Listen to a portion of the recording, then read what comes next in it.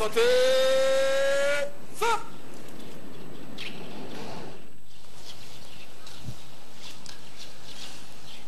Mes chers compatriotes, dans quelques heures, nous dirons adieu à l'année 2019.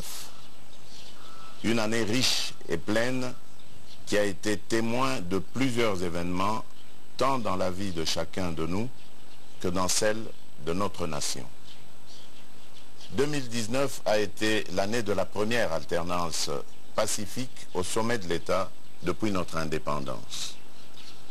Nous avons, à travers les dernières élections, contredit tous les prophètes de malheur et prouvé au monde entier notre capacité à faire triompher l'intérêt général, et ce, grâce au patriotisme de notre peuple.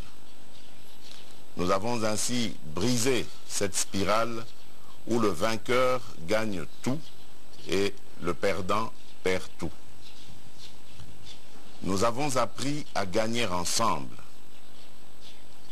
Je tiens ici à féliciter les uns et les autres pour l'amour de la patrie éprouvée et pour avoir fait grandir notre démocratie. Mes chers compatriotes, l'aube de la nouvelle année nous trouvera encore engagés sur le front à Beni, Butembo, dans le nord Kivu, dans les hauts et moyens plateaux de Minembwe, au sud Kivu, et dans quelques contrées du pays, contre les forces négatives, terroristes et groupes armés qui s'érigent en obstacle pour le retour effectif de la paix sur l'ensemble du territoire national. Comme je l'avais dit dans mon discours d'investiture et répété à maintes reprises, la conquête de la paix sur l'ensemble du territoire national par l'éradication de l'insécurité constitue et va constituer ma première priorité jusqu'au rétablissement effectif de la paix totale dans notre pays. Car sans la paix et la sécurité, notre population ne pourra pleinement contribuer au développement de notre pays, ce don de Dieu. Ce pays magnifique, grand comme l'Europe occidentale, avec une population de plus de 80 millions d'habitants, déterminés à prendre leur destin en main avec les ressources naturelles innombrables et inégalées. Croyez-moi, ensemble, avec foi en Dieu, déterminés, regardant dans la même direction, nous allons vaincre la pauvreté. Mes chers compatriotes, au moment où je tiens ce discours, plusieurs d'entre nous, conformément à leur serment de servir le pays sous le drapeau, sont engagés dans la défense de la nation au péril de leur vie. Par devoir, ils ne peuvent communier avec les membres de leur famille. La patrie leur restera reconnaissante. Mes pensées vont également à ceux de nos compatriotes qui ont perdu leurs proches. Certains sont, jusqu'à cette veille du Nouvel An, dans l'insécurité, dans l'errance et dans la colère de subir les effets néfastes de ces conflits imposés par les forces négatives et terroristes. La République ne les abandonnera jamais. Nous allons continuer à engager la lutte contre ces forces du mal jusque dans leur dernier retranchement.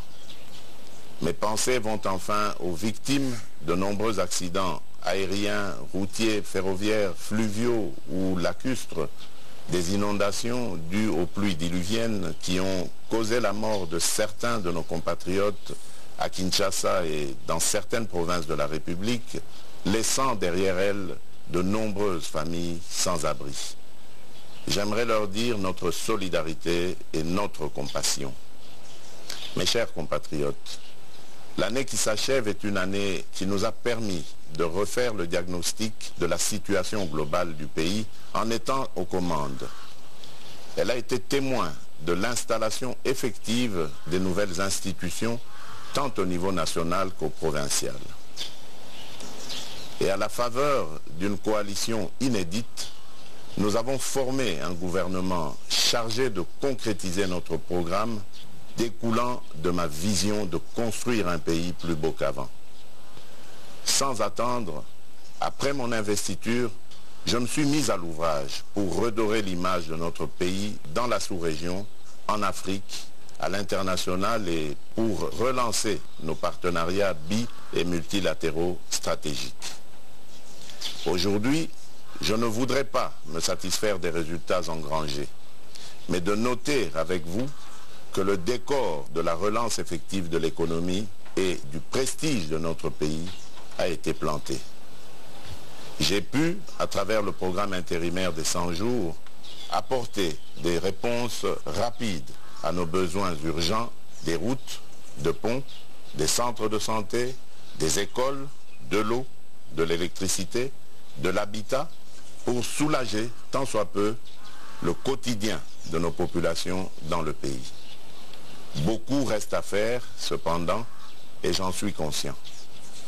J'ai décidé et amorcé la mise en œuvre effective de la gratuité de l'enseignement primaire telle que le stipule notre Constitution. C'est une réforme que j'entends personnellement suivre pour le bien de nos enfants, notre fer de lance. Au-delà du défi de la gratuité, je me suis engagé avec le gouvernement à veiller à l'amélioration de la qualité du programme, la formation continue des enseignants, ainsi que leur prise en charge. Les discussions engagées entre mon cabinet, le ministère de l'enseignement primaire, secondaire et technique, les représentants des écoles conventionnées catholiques et les autres ont permis au gouvernement de programmer la paye des enseignants dits non payés et des nouvelles unités à partir du mois de janvier 2020. Ceci pour éviter que la mise en œuvre de cette réforme puisse porter atteinte à notre système éducatif. J'entends également veiller à la formation dans nos universités en vue de créer une adéquation entre notre système de formation et les exigences de notre marché. C'est ici l'occasion de rendre hommage à nos enseignants et à nos professeurs d'université qui préparent notre armée du futur, la jeunesse congolaise.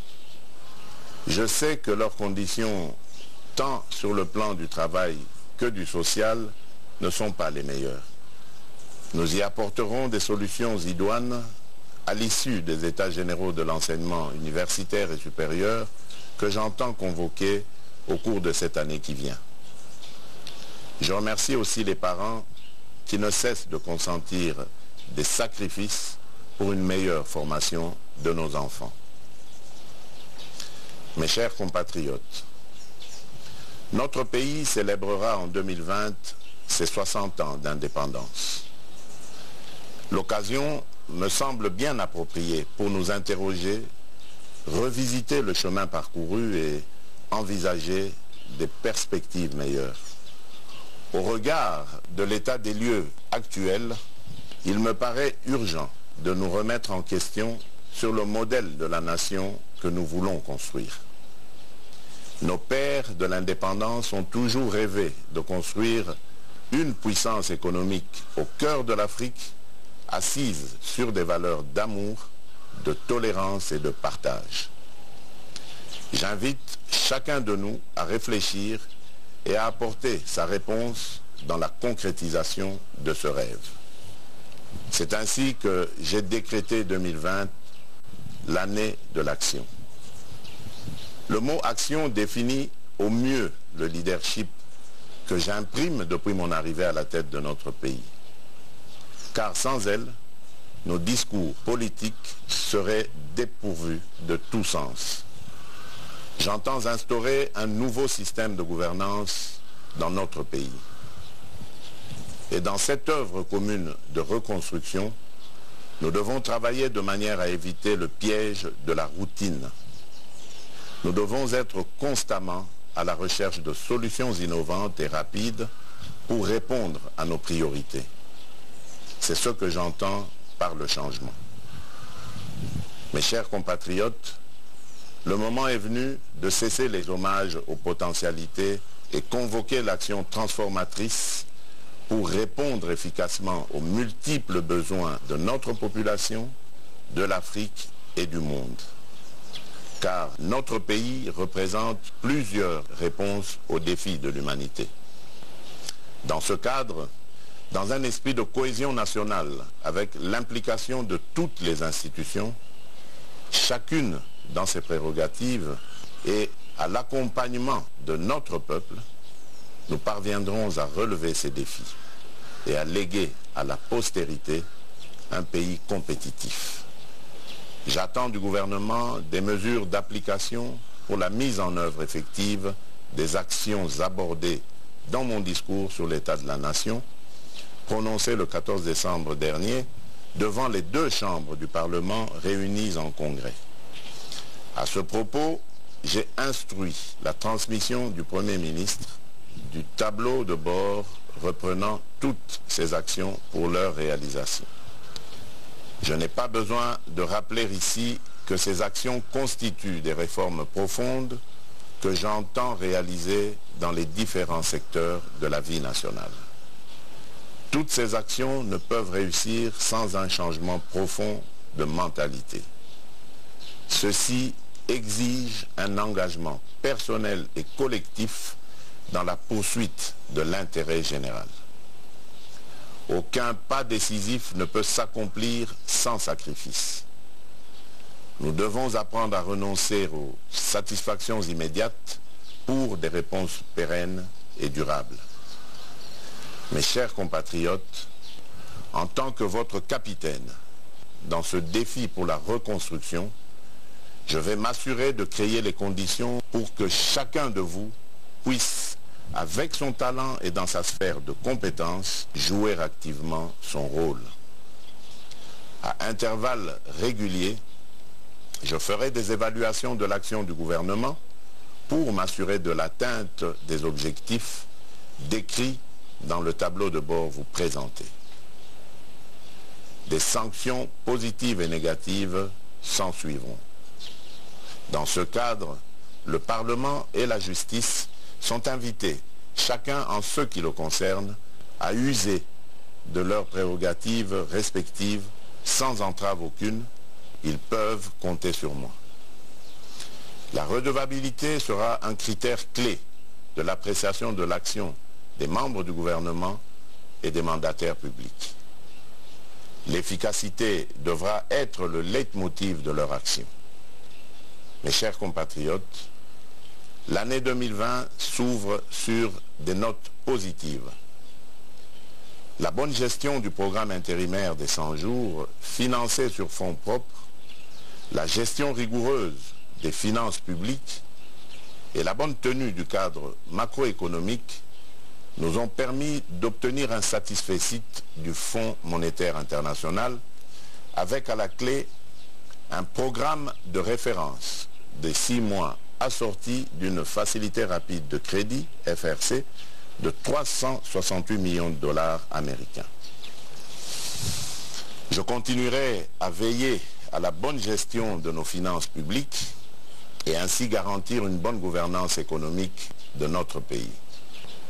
Mes chers compatriotes, les projets élaborés par notre gouvernement, les engagements pris par nos partenaires nous permettront d'améliorer les conditions de vie de nos populations et à donner du travail à nos jeunes. La paix sera restaurée dans l'Est et dans toutes les parties du territoire national. La stratégie mise en place conduira sans conteste à ce résultat, j'en suis fermement convaincu. Je crois au génie congolais. Je crois en notre capacité à construire un pays qui nous reflète, un pays qui nous ressemble dans ce que nous caressons de plus beau comme rêve. Dans cet élan où chacun doit jouer sa partition, j'invite nos médias et nos journalistes à qui je rends un vibrant hommage pour le travail accompli dans des conditions difficiles, à y contribuer en véhiculant les valeurs du travail et du patriotisme. Mes chers compatriotes, confessons la grandeur du Congo. Travaillons à reconstruire un pays dont nous sommes fiers. Cultivons les valeurs d'amour, de solidarité et de générosité. Bannissons le tribalisme, la haine, l'égoïsme et le népotisme. Œuvrons tous pour la justice sociale. À chacune et à chacun de vous, dans vos familles, au Congo ou à l'étranger, et à ceux qui vivent sur notre territoire, ceux qui ont choisi la République démocratique du Congo comme seconde patrie, je formule mes vœux les meilleurs pour la nouvelle année. Que Dieu bénisse la République démocratique du Congo et son peuple. Je vous remercie.